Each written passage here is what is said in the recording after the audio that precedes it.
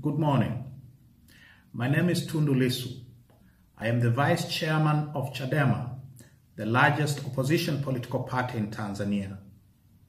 For those of you who may remember, I am the Member of Parliament and political leader who survived a serious political assassination attempt in Tanzania's legislative capital of Dodoma in September of 2017. Today, I wish to draw your attention to the latest deterioration in political freedoms and human rights in Tanzania.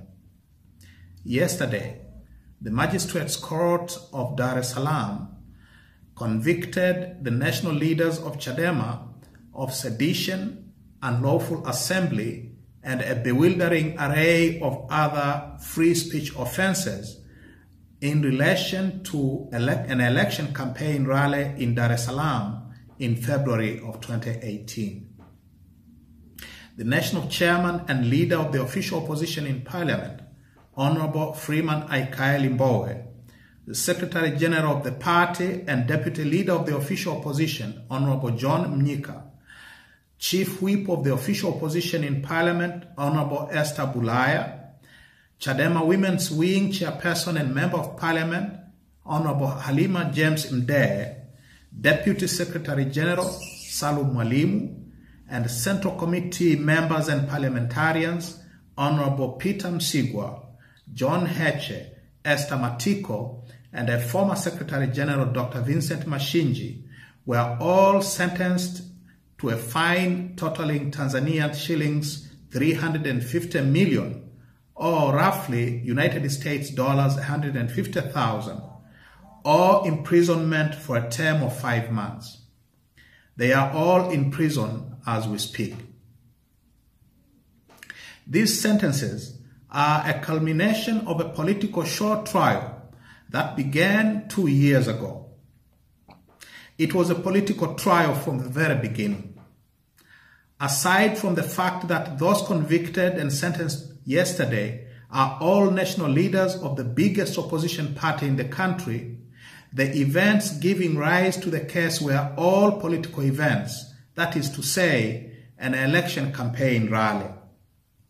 The acts for which the defendants have been convicted and sentenced were all political acts, that is, political denunciation of and a protest against the returning officer for the Kinondoni constituency for refusing to swear in polling agents of the Chadema candidate and one of those convicted and sentenced yesterday, Mr. Mwalimu. The circumstances in which the trial took place all point to the fact that this was nothing but a political short trial. Since coming to power in November of 2015, President John Pombe Magufuli has publicly vowed on national television that he wished to have no opposition political parties by the year 2020.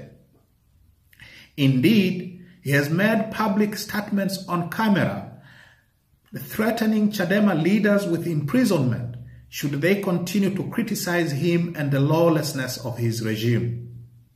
His intelligence and security apparatus have all been linked with the murder, abductions, and disappearances of the critics of his regime, ranging from political activists and leaders, journalists, businessmen, and bloggers.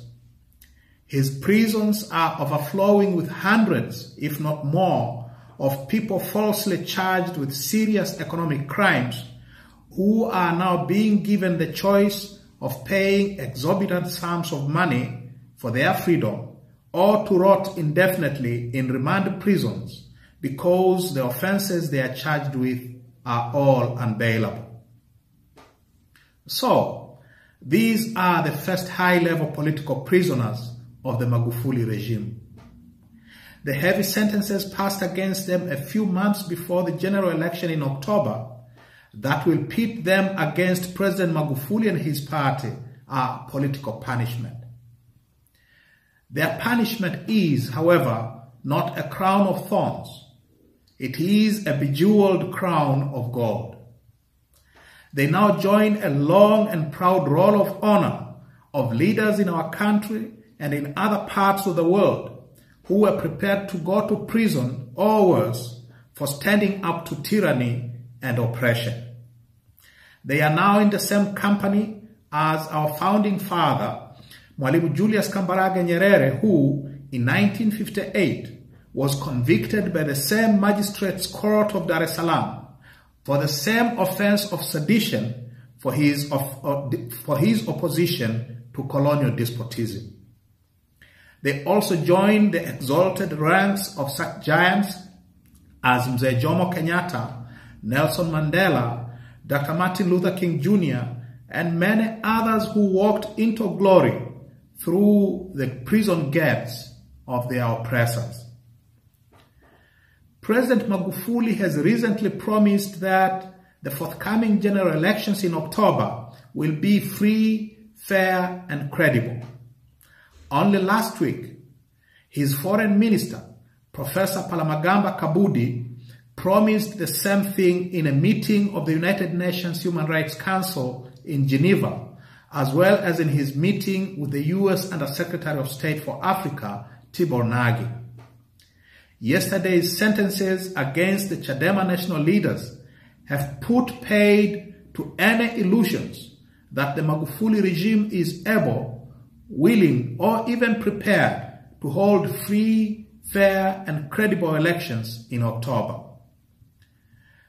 To my fellow leaders, members, and supporters of Chadema, and my fellow citizens generally, my message to you all is to remain steadfast and to redouble your efforts to rid our country of this curse of dictatorship that has seized us by our collective throats since November 2015.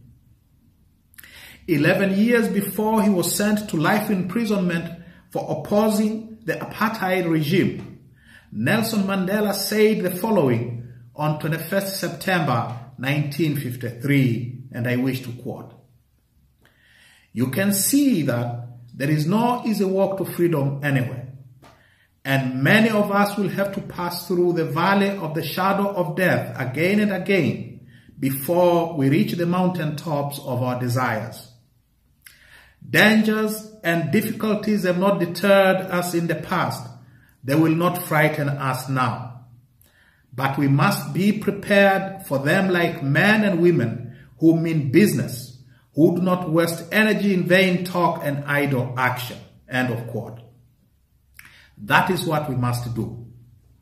Current dangers and difficulties should not frighten us, as they have not deterred us since this odious regime took office nearly 5 years ago.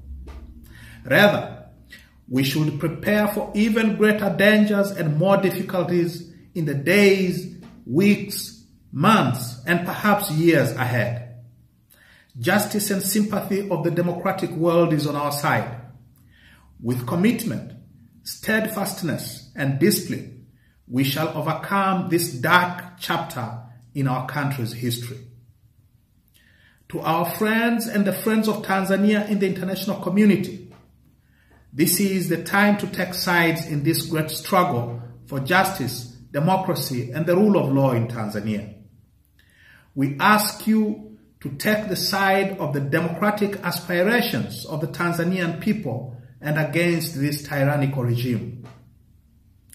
Any support of whatever kind or form to the Magufuli regime is and will be seen as support to a regime of torture, murder, and disappearances, and that makes political prisoners of its critics and democratic opponents.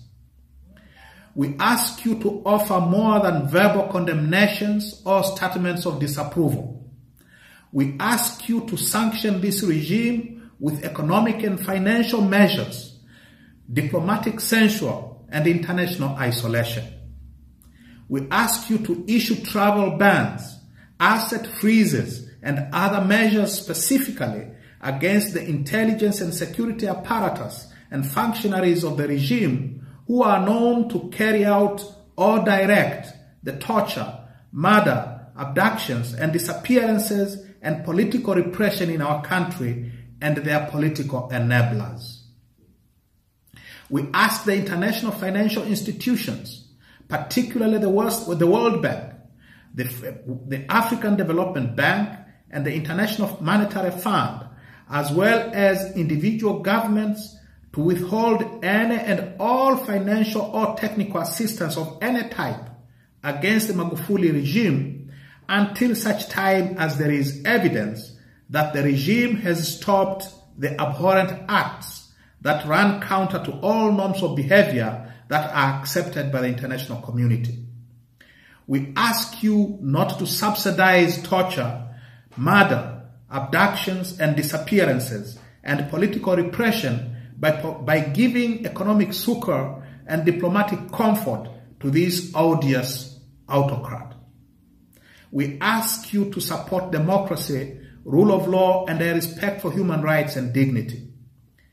And the least we ask for is that any current and future support to Tanzania should be tied to these just demands. Finally, we demand the immediate and unconditional release of these and all other political prisoners, an end to political persecution using the criminal justice system, and an end to the illegal ban on political activity of all political parties and actors. We demand constitutional, statutory, and other institutional reforms to ensure free, fair, and credible general elections later this year and in the future. These are all democratic and just demands, and they accord with common sense. I thank you for your patience.